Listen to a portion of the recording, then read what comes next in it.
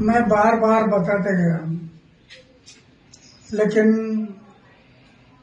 उनके दिमाग में नहीं आया है।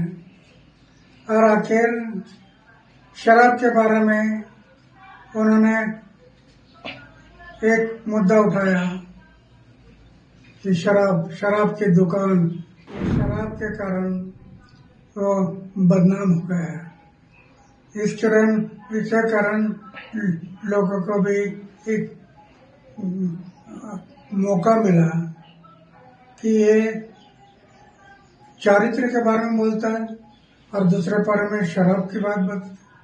चुनाव लड़ते समय उम्मीदवार का आचार शुद्ध होना, विचार शुद्ध होना, जीवन निष्कलंक होना, जीवन में त्याग होना और अपमान करने की शक्ति होना, ये गुण अगर उम्मीदवार में है तो मतदारों को विश्वास आता है ये हमारे लिए कुछ करने वाला है। मैं बार बार बताते गया, लेकिन उनके दिमाग में नहीं आया है। और आखिर शराब के बारे में उन्होंने एक मुद्दा उठाया कि शराब की दुकान, उसमें शराब की बात क्यों आ गई? पैसा, धन और दौलत इसमें बह गया है।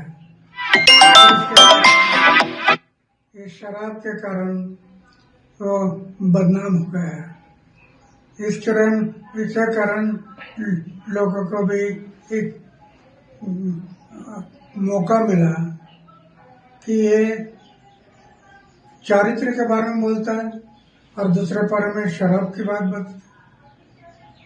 मैं पहले से बताया है, आचार को शुद्ध रखो, विचार को शुद्ध रखो। वो उनके दिमाग में नहीं रहा और इसके कारण आज वो इलेक्शन में हार गया, कम वोटिंग हो गया। तो क्या अन्ना भ्रष्टाचार जो उनके नेताओं के ऊपर जो भ्रष्टाचार के आरोप लगे थे, तो क्या वो भी इस नाकामी के पीछे जो उनको कम सीट मिली है वो भी वजह रही? भ्रष्टाचार उनके ऊपर भ्रष्टाचार के अरविंद केजरीवाल हो या उनके कई नेता हो, उनके ऊपर भ्रष्टाचार के आरोप लगे थे। क्या ये वजह हो सकती है जो उनके कम सीट चुनकर आए हैं? राजनीति में आरोप प्रत्यारोप होते रहते हैं, लेकिन जब आरोप होते हैं तो ये आरोप कैसे गलत है वो जनता को दिखाना जरूरी है कि ये मेरे ऊपर जो आरोप हुआ ये गलत है। ये साबित करना पड़ता है। जो साबित होगा तो कोई नहीं बिगाड़ सकता है। वो सच हमेशा सच होता है, झूठा हमेशा झूठ होता है।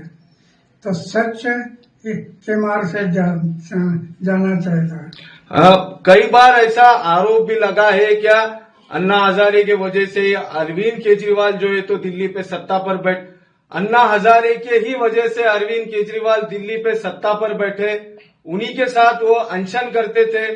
बार बार आप पे उंगलियां उठाई गई और अभी भी उठाई जाती है। कैसे देखते हैं अन्ना इसे? ये बराबर नहीं है। दिल्ली में पहली बार एक मीटिंग हुई थी और उस मीटिंग में इन्होंने पक्ष और पार्टी निकालने के लिए सोच किया था। मीटिंग इसके लिए थी और जिनको पक्ष और पार्टी में जाना है वो मीटिंग के लिए आ जाओ।